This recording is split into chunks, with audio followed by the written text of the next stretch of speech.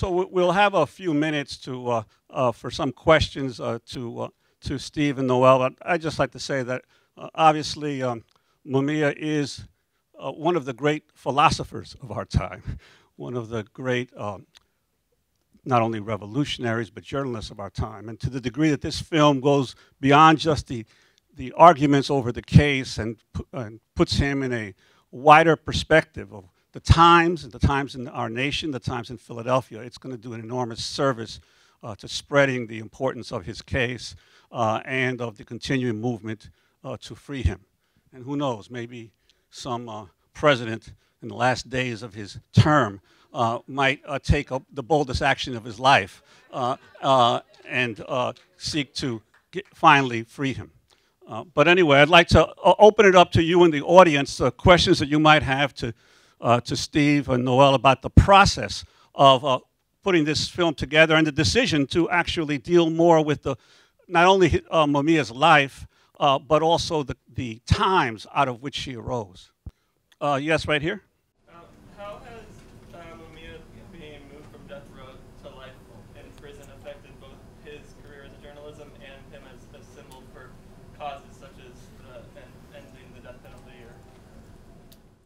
You know, I think in terms of his ability to broadcast, it's remarkably similar. Mumia was moved to a pretty restrictive medium security facility, but his conditions of confinement remain very strict. He has a difficult time getting the phone. He doesn't have access to computers. He really is in very much some of the same conditions. He has more access to people. He has 2 visits a week instead of 1. He's an hour and a half from New York City and Philadelphia, which is a much better place to be if you're interested in seeing your family. So his conditions are changed, but his ability to do his writing remains in some of the same conditions.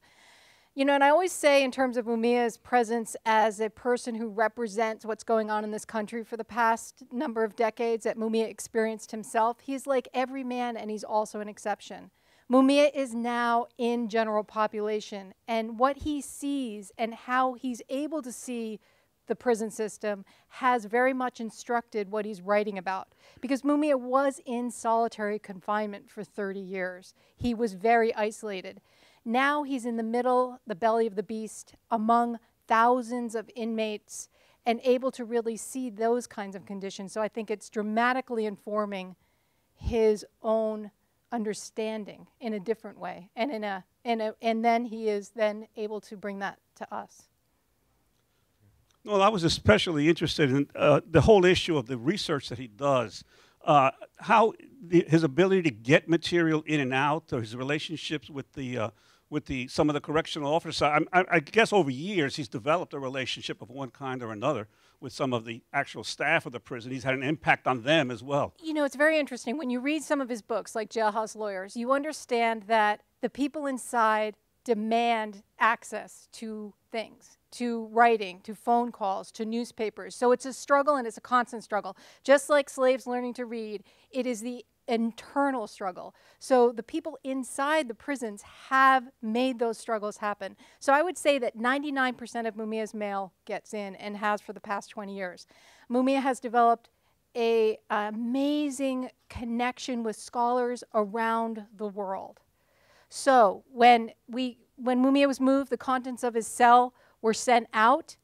The contents of his cell showed you the kinds of intellectual dialogues he's had with people, revolutionaries and common people throughout the world, and how that really made Mumia's isolation lessened, because the world responded to him and Mumia responded back. And so and then when he does his books, Steve is going through this process right now and he can talk about it, but Mumia reads voraciously.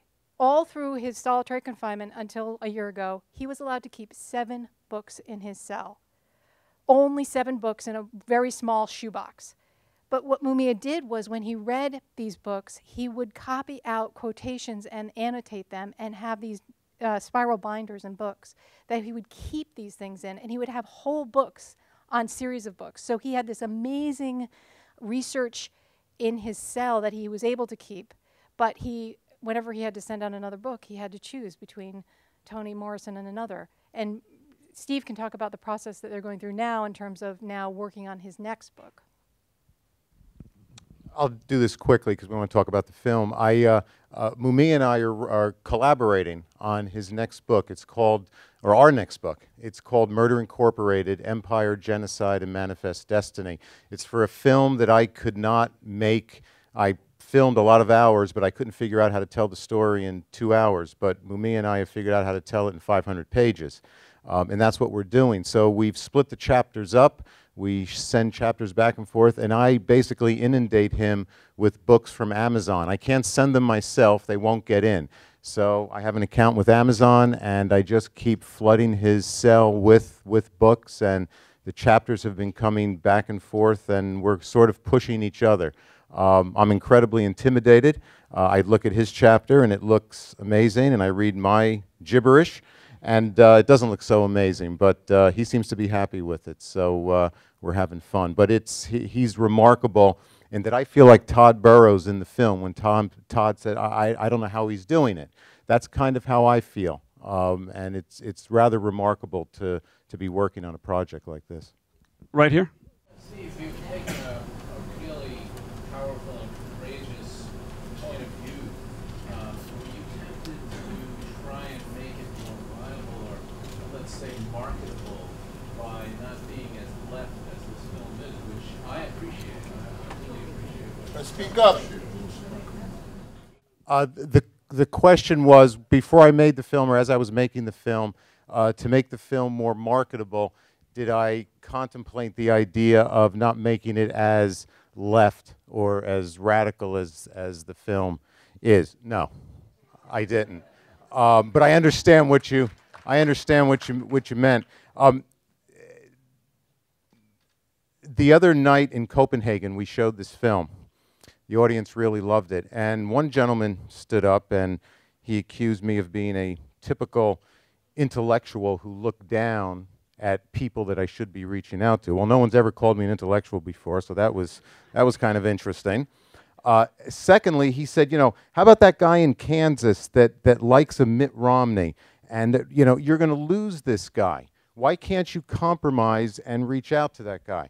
And I said, well, if you're going to ask me to do that, you're asking me to compromise with, you know, absurd racism, with homophobia, with misogyny, with everything else that goes along with that. I can't compromise with that because that's wrong, and without sounding ridiculous, I know that I'm right. And I think I know that this film is right. And I wanted the film to be a journey with Mumia Abu-Jamal. And everything in this film is from his books, from his writings, from his broadcasts.